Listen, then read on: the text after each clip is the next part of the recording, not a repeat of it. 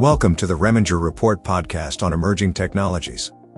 Reminger LPA is a full-service law firm with over 150 attorneys across 15 offices serving the Midwest. Join your hosts, Zachary Pyers and Kenton Steele, both partners in Reminger's Columbus, Ohio office, as they interview entrepreneurs, practitioners, and thought leaders. Together, they explore how emerging technologies and evolving business models impact our daily lives, and how the law is adapting to these changes. Let's dive into today's conversation. Welcome to the latest edition of the Reminger Report Podcast on emerging technologies. Today, I am really thankful to have one of our guests on the show, Ken Gavranovic. And I will tell you, when I was preparing for the show, I started reading through his bio and his background.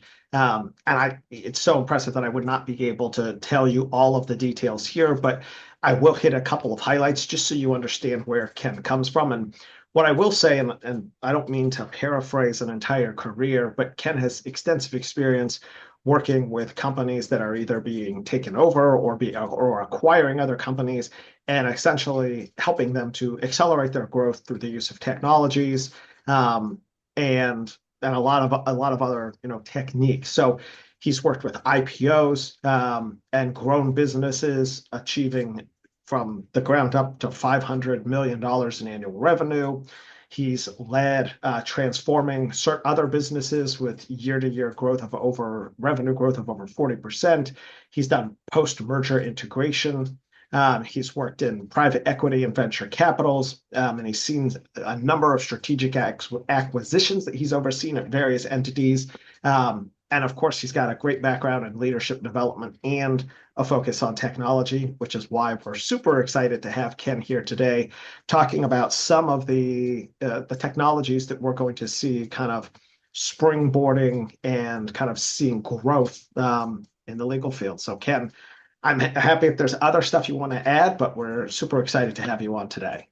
So Zach, thank you so much for having me on. And I think when I think about my career, whether it be luck, skill, timing, university, I don't know what it is, but I've been able to see a lot of big pivots and transformations where people might say that's not going to happen. I'd be like, oh, that's going to be huge. And you think about early in my career, when I was in my 20s, people thought the internet was not going to be a thing, and I was super convinced, built a really big business on that.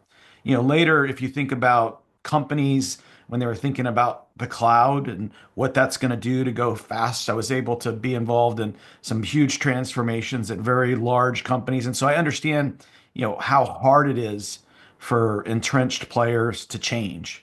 And right now, I'm really excited to talk to you about AI, because I think AI is going to be more transformative to every single part of the way we live. And in particular, for certain industries, if they don't get ahead of it, it's going to be like if you if you never got a website, except much, much worse. The impact to you is going to be huge. And so I'm really love to think it'd be great to kind of focus in on law firms and AI and how I think that's going to happen, and maybe what law firms can do to kind of get ahead of this change, the tsunami that I think is coming their way. Yeah. So I mean, by all intents, we love to talk about organizational change. We love to talk about technology. One of the things I will tell you, that we haven't spent a lot of time on this in this podcast over its run talking about, is the organizational change itself. We love to talk about how the technology impacts the organizations, impacts the change. But really, I think there's a lot to unpack, just about organizations themselves changing, which is something, that, frankly, I don't know that we've had kind of an expert, so to speak, in the industry on. And so I think it will be really interesting to hear kind of your perspectives if we talk about, how AI is currently driving changes and the practical applications and frankly, some of the, the short and longer term predictions. I think it'll also be good to hear kind of the concept of the transformational change and how you kind of transform an organization. Great. So why don't we focus on that first? I'll give you some examples, because a lot of times when there's change, it's easier for people to grasp, oh, it's a technology change. And even though I'm a technologist, I always tell people technology is the easiest part. It's the people and process. That's the hard part of change, right? Because all of us, like we don't like our cheese to be moved. We like steady. We don't like change. And have you ever heard a thing called the Kubler curve? I feel like I've heard the name, but I don't know that I could tell you what it Well, is. I'll go the short, but there's a graph that basically shows like whenever you introduce change to humans, just it's the way we're wired. It's kind of like we go through disbelief, we're not really sure, almost active resistance, productivity goes down, acceptance, and then it goes back up. And so, like when I've done transformation at companies, one of the things I try to do actively is minimize that dip that you have. And, you know, um, and I think that's where you get into like how do you actually drive change? And, maybe before I jump into it, I'll give you some examples. I was at a company, as a tech company, called New Relic, and fast growing, like 0 to 300 million. I came in around the 300 million. During the time I was there, I think we went from 1,000 to 2,000 employees. But that company had the kind of classic problem when I joined is they had this product, but in they started to be disconnected. So like the sales team was doing this thing, the team was doing this thing, the customers had different demands. Everybody wasn't connected. And so like this was the problem of change in this particular company. And so when I got in there, one of the first things you do is kind of get people aligned. Like, where are we going? What's the challenge that we're having? In this case, it was there's competitive threats. And if we don't change, if we don't get a lot more efficient faster, we're already getting we're already having a competitive bout and starting to lose business, starting to be known as not as competitive. But you have to get everybody aligned. So when I think about change, the first thing is identify what is this problem, or what is this thing coming, and what is the future state that we want to get to? Why do we want to get to that future state? And then have conviction around that. If that makes a little bit of sense. And so once you do that, because a lot of times people just start doing change and people understand why, and they don't understand the risk if they don't change.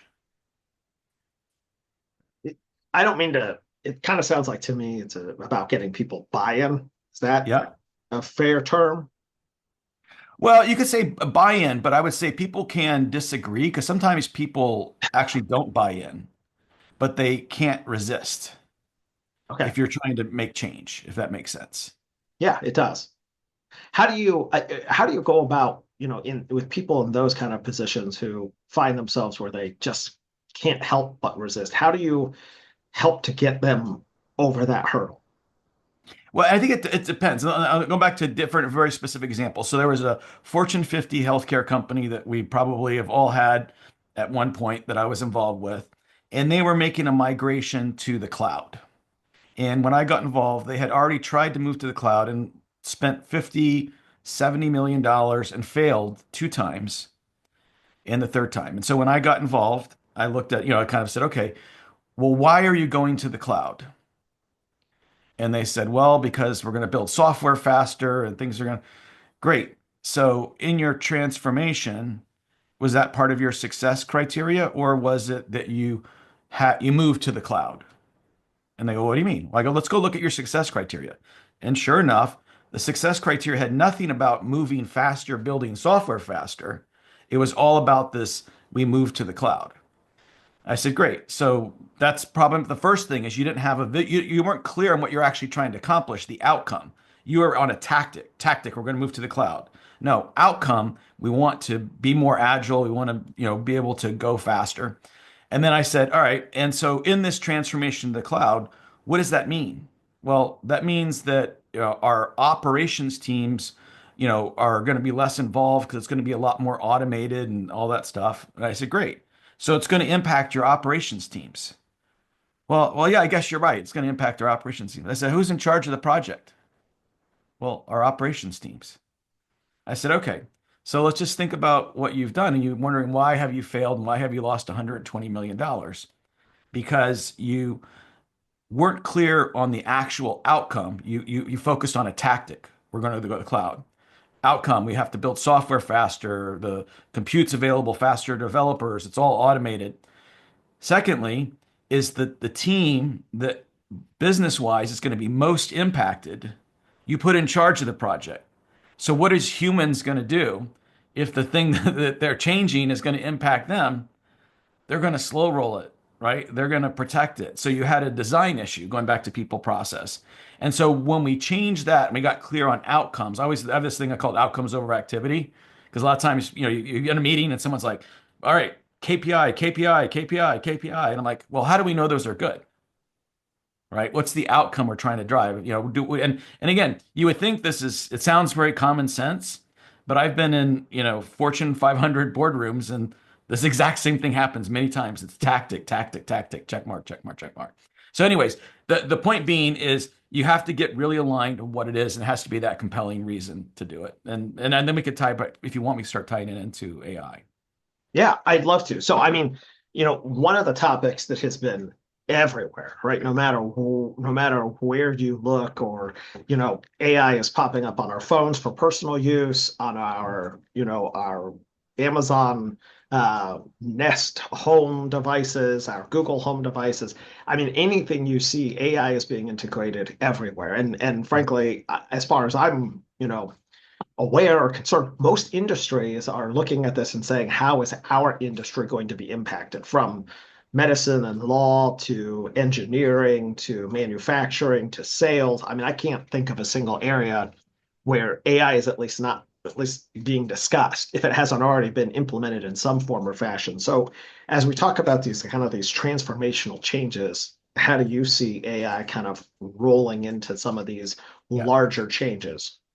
And we're just in the earliest stages of the impact, as scary as that sounds. And again, some of it, even for myself, like I think AI is absolutely going to happen. I wonder sometimes there's going to be a lot of good, there's going to be bad. And let's talk about where it is right now. Right now, AI is a tremendous tool. So, like, I work with a lot of private equity owned companies. And one of the things that they're instructing, oftentimes their security and compliance teams, and maybe they have a contract or even sales, is where they would have gone to outside counsel. They've got like a base SaaS agreement, or they've got some base compliance agreement. They might have gone to outside counsel to review and create the whole document. I see many, many companies that are now using AI, loading in all of their previous contracts, so it has all of the exceptions, and then just asking the AI to say, hey, let's point out we need to make this change or that change and redraft the contract. True life story. There's a company that I'm involved with that does. I always think about what I can say in the avionics space.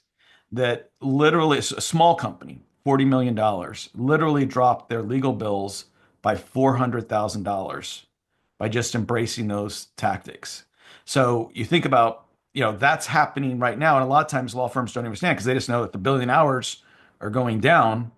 But why are the billing hours going down? And so I think you're going to see that. I think you're going to see it in a lot of different ways. So, I could go over, if you want, a couple of things that I think are risks. No, I'd love to. I think one of the things is loss of competitive edge. Already there's companies getting funded, tech startups, AI startups, legal firms that are really trying to AI-fy their business from the get-go. So that means that they're going to be able to be more responsive to their clients, be able to crank out contract reviews so they can have AI, for example, do all of the pre-drafting and then just do a once over versus it doing all the drafting. So I think companies that don't start to think about how we're going to use AI in our business, you're already going to start to see you're going to lose a competitive edge. And I think that's happening right now. I think that, AI makes everything more efficient. So you think about many law firms, because it's usually a high margin business historically. You're seeing that you're going to start to see impact on profit margins, and they're going to have to be more efficient because that's what the market's going to demand. Because the consumers of legal services, and I have great friends that are lawyers, and my daughter's going to school to be a lawyer. I think they need to understand that they have to be more efficient. The margins that they have traditionally experienced aren't going to be as easy to achieve because so much of this is going to get automated. I think the scalability. I think the client experience. Going back to, as a company that's really embracing AI, can be much more responsive. You're going to see people building training models like on all of your documents and allowing clients to access that to get the drafts. Because let's face it, a lot of times you get a request for a legal document, you got that document, you go look in the file, you pull it up, you make some slight modifications, you print it out, and there's the hours billed and away you go. I think that whole process is going to get very much automated. I think you can also reduce the number of errors, and I think you'll see more revenue opportunities. So those are just some of the things that I think if you don't embrace it, you'll start to see.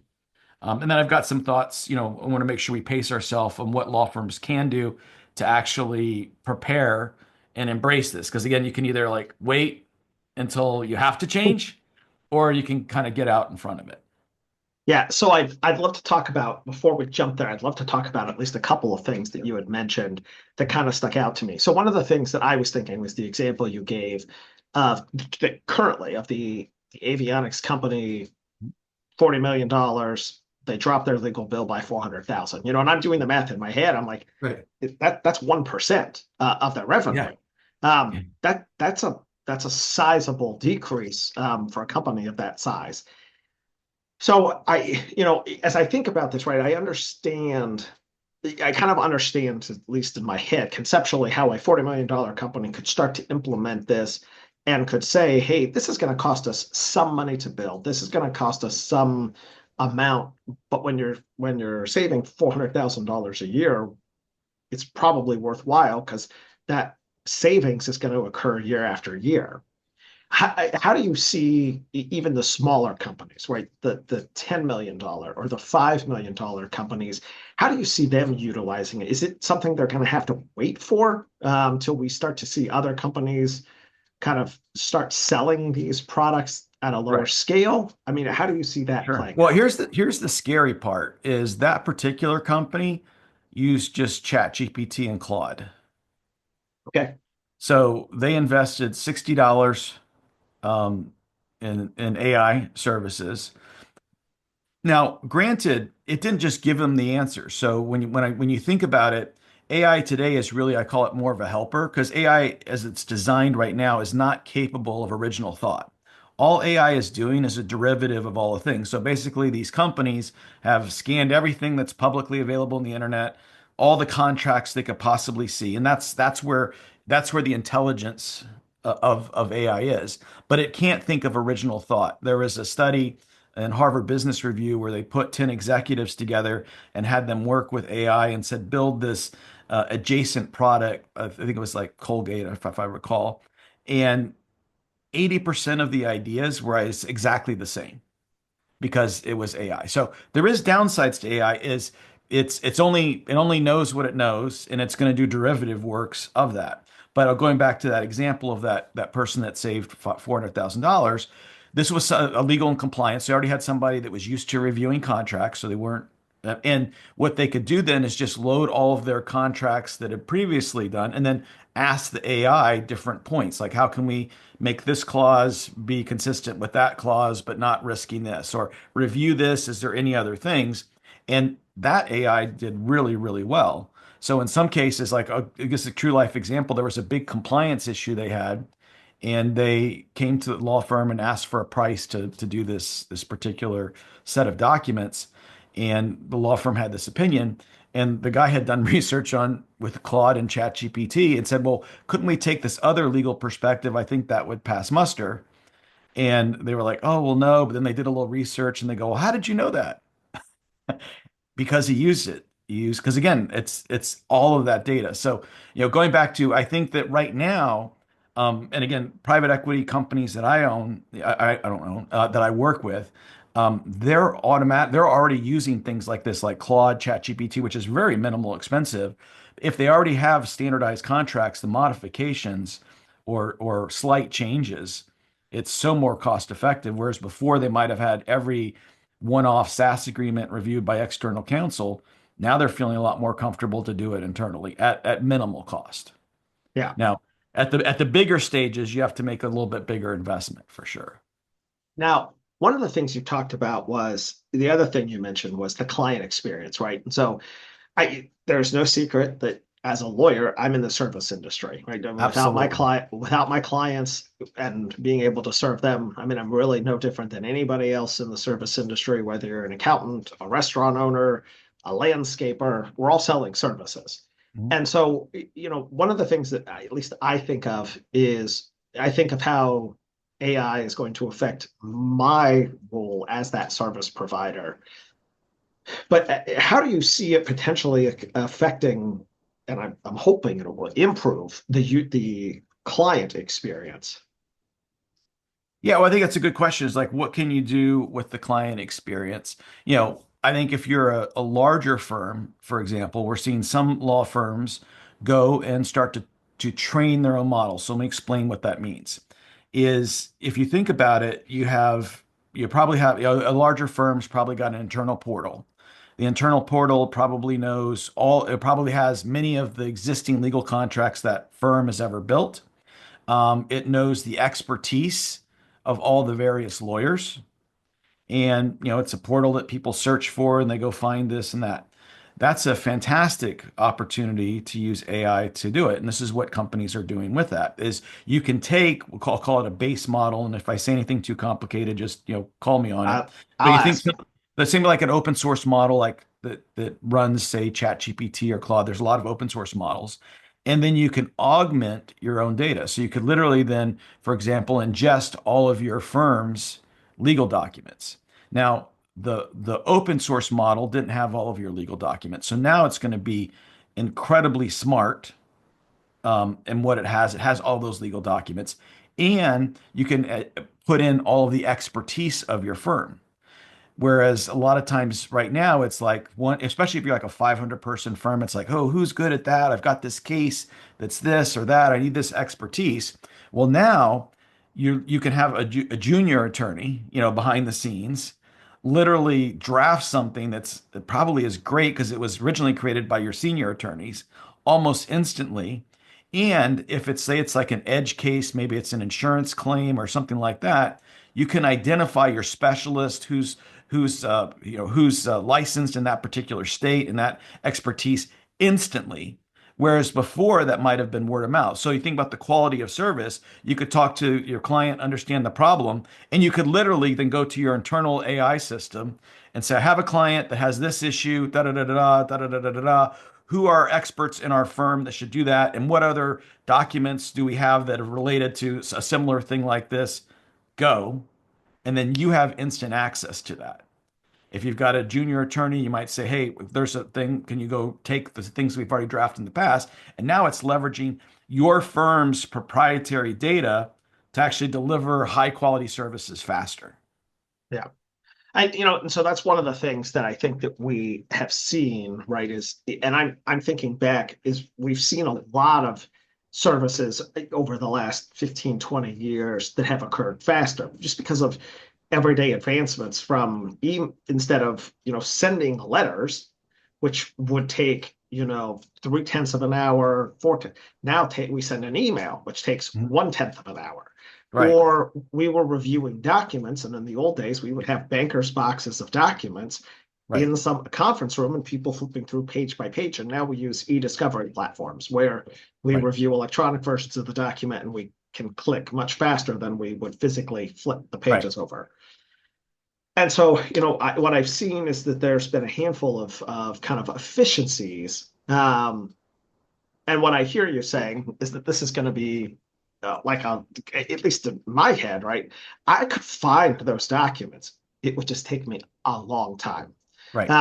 Because and I'll use this as an example, is that, when I first started practicing law, we had documents stored on a server, but it wasn't all of the documents in the Right. file. I mean, we were still had physical paper files, and it wasn't like we were the only firm that did it. All of the firms did it that way. And then, throughout my career, I've seen obviously the introduction of the cloud and now these, data management services or providers where stuff's all being stored. All of our files are stored in the cloud.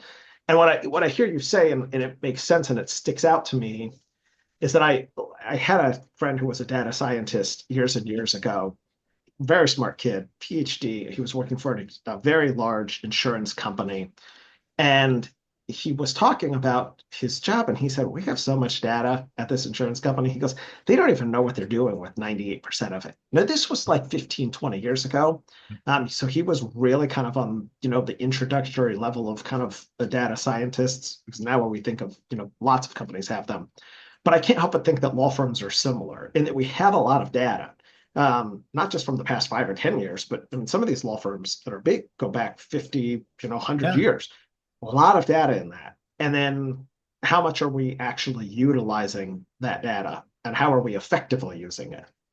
I totally agree. And if you think about it again, just the way AI, the simplest way, think about like our brains work, right? It's little, kind of if bits, if this, if this, if this, if this, and so much until that's how we have a coherent thought. Well, if you think about it, if you could take all of the information that your attorneys, everything that's been created, and put it in a format where it's accessible, like you could talk to a person and say, well, tell me about this. Tell me this client, who were the original founders of it? What was the last thing with the share agreement? And all of that stuff is now instantly as if you were talking to a human that had all of that knowledge. What about draft this? What did we ever do? Have we ever created a document that's have we ever had litigation related to this? That's now instantly available if you can digitize it, if you can put it into a proprietary format. And that's a huge competitive advantage. So all of that knowledge that already is a competitive advantage today, right? Because that's why your clients trust you, right? You've been doing this a long time, you're smart, you've got a track record. Well, this just takes that track record and that experience and puts it on steroids. Thank you for listening to the Reminger Report podcast on emerging technologies. If you enjoyed this episode, don't forget to subscribe and leave a review. For more insights, visit Reminger.com or connect with us on social media. Stay tuned for the next installment in this series, where we'll continue exploring transformation, technology, and growth with Ken Gavranovic. We'll see you next time.